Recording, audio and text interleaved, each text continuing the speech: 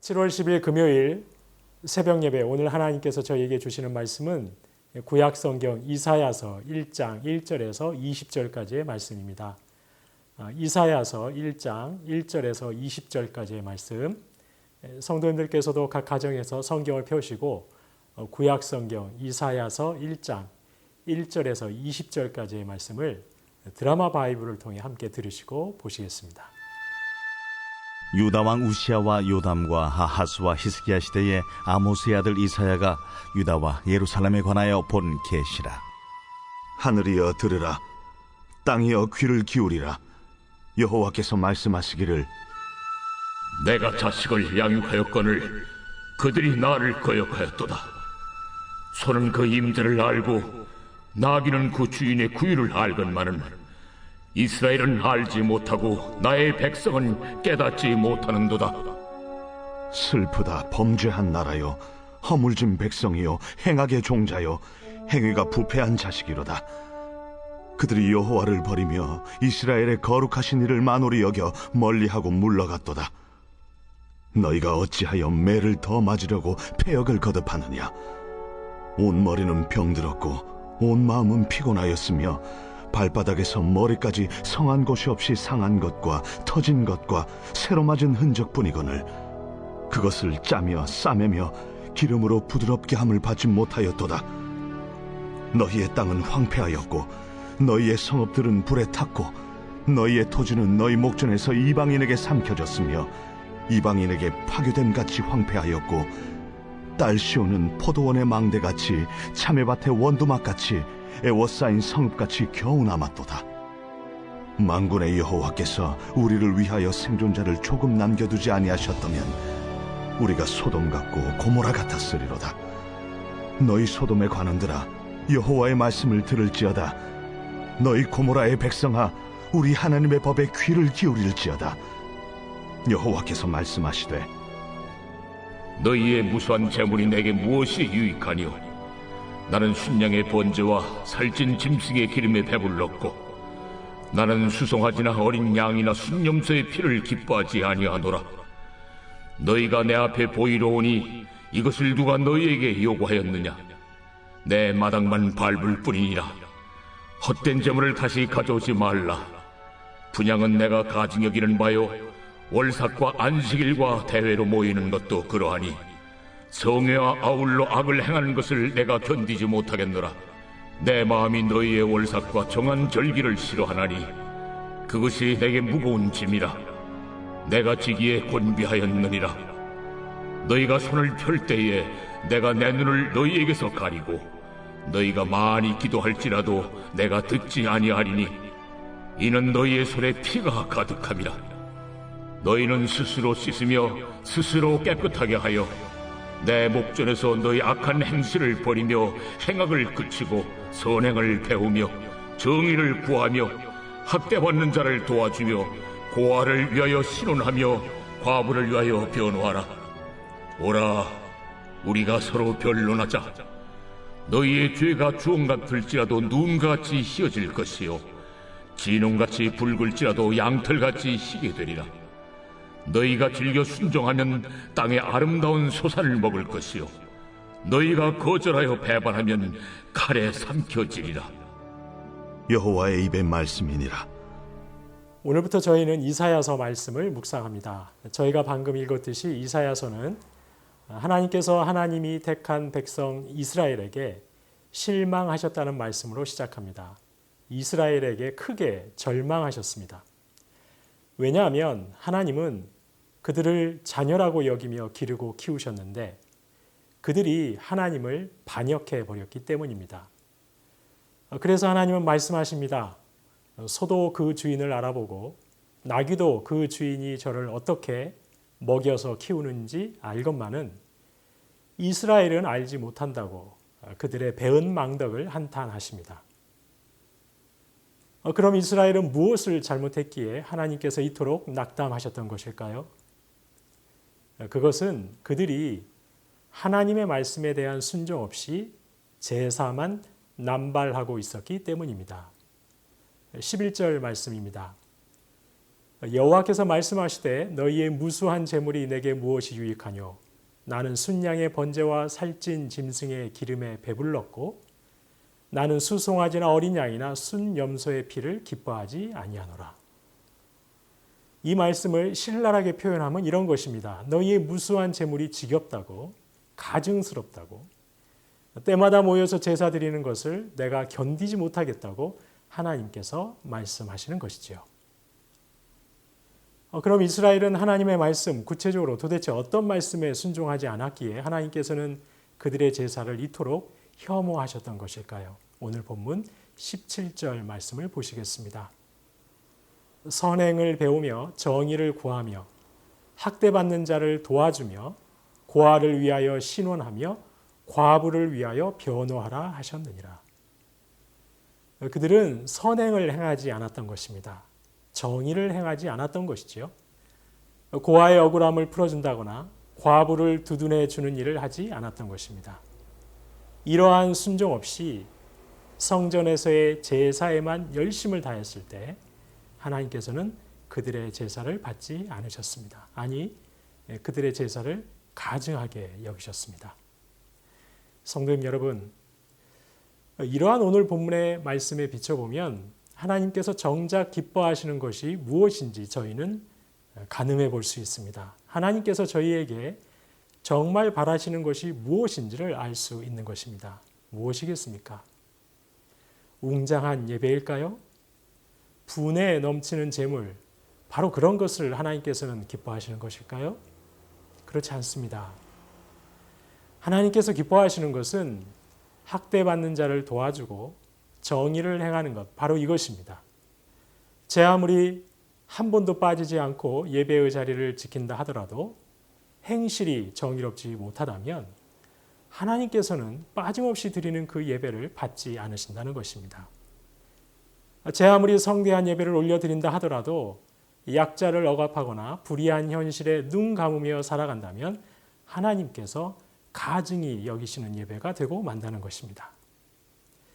그렇습니다. 저희의 예배가 하늘 보좌에 상달되느냐의 여부는 예배당 안에서 결정되는 것이 아닙니다.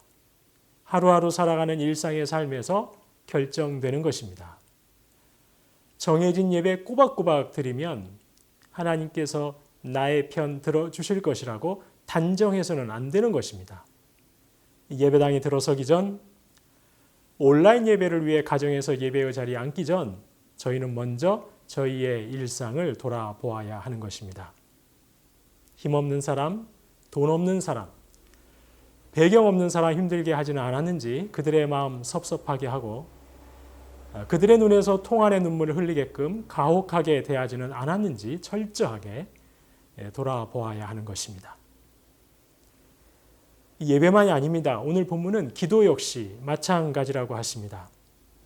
너희의 손에 피가 가득한 채로 기도하면 하나님이 눈을 가려버리신다고 합니다. 너희가 아무리 많이 기도할지라도 듣지 않으신다고 합니다. 누군가의 눈에서 피 눈물 흘리게 하는 악한 행실을 하면서 기도한다면 그 기도 하나님께서 눈 감아버리시고 등 돌려버리신다는 것입니다. 사실 성경은 끊임없이 말씀합니다. 하나님께서는 연약한 자들의 하나님이시라고, 가난한 자들을 보호하시는 분이 바로 하나님이시라고 말씀합니다.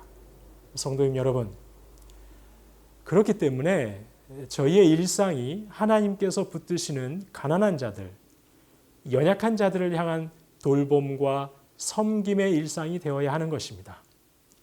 저희가 힘없고 배경 없는 자들의 친구가 되고 그들의 도움이 되어야 하는 것입니다. 그래야만 저희가 드리는 모든 예배와 기도가 하나님께서 기쁘게 받으시고 하늘 보좌에 상달되는 참된 예배와 기도가 될 수 있는 것입니다. 그런데 하나님께서는 이토록 이스라엘에게 낙담하셨는데 그럼에도 그들에게 또다시 기회를 주고 계십니다. 용서의 길을 열어주십니다. 오늘 본문 18절, 19절 말씀 보시겠습니다. 여호와께서 말씀하시되 오라 우리가 서로 변론하자. 너희의 죄가 주홍 같을지라도 눈과 같이 희어질 것이요 진홍같이 붉을지라도 양털같이 희게 되리라. 너희가 즐겨 순종하면 땅의 아름다운 소산을 먹을 것이요. 이제라도 너희가 순종하면 용서받고 이 땅의 아름다운 소산을 먹게 될 것이라고 하십니다. 아직 늦지 않았다는 것이죠. 이제라도 순종하라는 것입니다. 네, 그렇습니다. 하나님의 사죄의 은총 앞에 이미 늦은 인생은 없는 것입니다. 어떤 죄인이라도 돌아오기만 하면, 순종하기만 하면 하나님께서 용서하시고 땅에서 나는 가장 좋은 소산을 먹게 하실 것이라고 하십니다. 사실 코로나 이후 저희의 신앙생활을 돌아보면 아쉬운 점이 없지 않아 있습니다. 많은 분들이 온라인으로 드리는 예배에 조금 소홀한 면이 없지 않은 것입니다. 더구나 전염에 대한 막연한 두려움이 있다 보니 이기적인 저희가 더욱 이기적이 되어버린 면도 없지 않을 것입니다. 자주 만나지 못하기 때문에 어렵고 힘든 처지의 사람에 대한 배려와 돌봄이 이전만 못하고 소홀한 면도 없지 않을 것입니다. 그러나 성도님 여러분, 저희는 이 시간 이사야서를 통해 말씀하시는 하나님의 음성을 들었습니다. 이제 저희는 저희의 지난 몇 개월간의 삶을 철저하게 돌아보고 돌이키는 움직임이 있어야 할 것입니다. 비록 온라인 예배라 하더라도 열정을 다해 예배자로 서 있어야 합니다. 모두가 어려운 이때 교회와 성도가 더욱 힘겨운 자들을 돌보고 그들의 친구가 되어야 합니다. 그렇게 할 때 저희의 예배와 기도는 늘 하나님께서 흡족하게 받으시고 들으시는 예배와 기도가 될 수 있을 것입니다.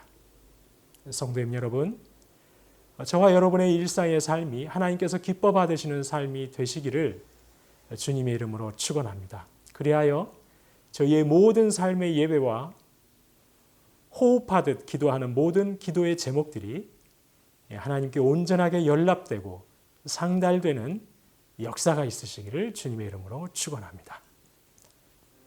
먼저 저희가 주신 말씀 기억하며 기도하겠습니다. 하나님, 모두가 힘든 이때에 가난하고 어려운 자들을 더욱 돌보고 섬기는 저희가 되게 하옵소서. 이러한 말씀 순종의 일상을 통해 저희의 예배와 기도가 늘 하나님께서 기쁘게 받으시고 하나님께 상달되는 예배와 기도가 되게 하옵소서.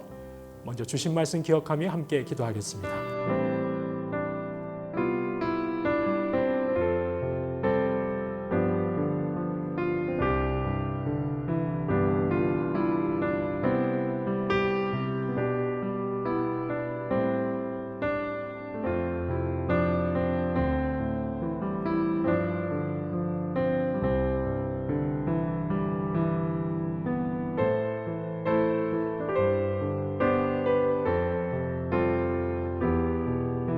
이어서 나라와 민족을 위해서 기도하겠습니다. 하나님, 광주를 비롯한 지역 감염의 확산을 막아 주옵소서. 온 국민들이 당국에서 제시하는 방역 지침에 충실히 따르며 조속한 회복을 위해 함께 노력하게 하옵소서. 온 열방의 교회들이 하나님의 도우심과 은혜를 구하며 전심으로 기도하고 돌이키는 역사가 있게 하옵소서. 나라와 민족을 위해서 합심하여 기도하겠습니다.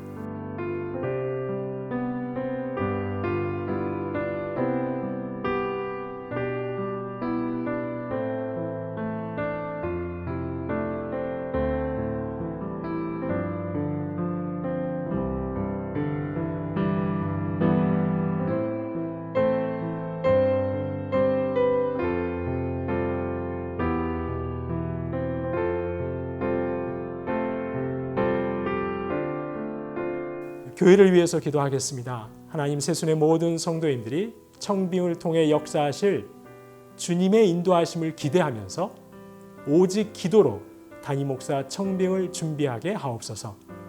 코로나 때문에 어려움에 처한 모든 분들을 주님의 강건한 오른손으로 붙들어 주옵소서. 또한 이런 목사님 보내주옵소서. 기도 제목 가지고 기도하겠습니다. 하나님, 온유하고 겸손하며 희생과 섬김의 리더십으로 주님의 몸된 교회를 하나로 이끌어갈 수 있는 목사님을 보내주옵소서. 교회를 위해서 이러한 기도 제목 가지고 합심해서 기도하도록 하겠습니다.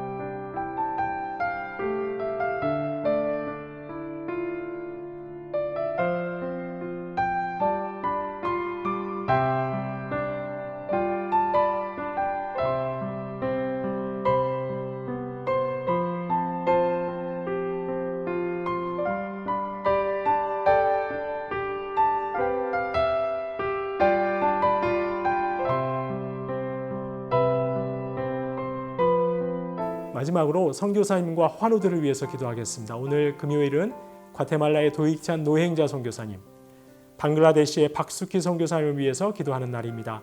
선교지마다 속히 코로나가 진정될 수 있게 하시고 선교사님들의 안전과 건강을 지켜주시며 사역이 위축되는 일이 없도록 인도해 주옵소서.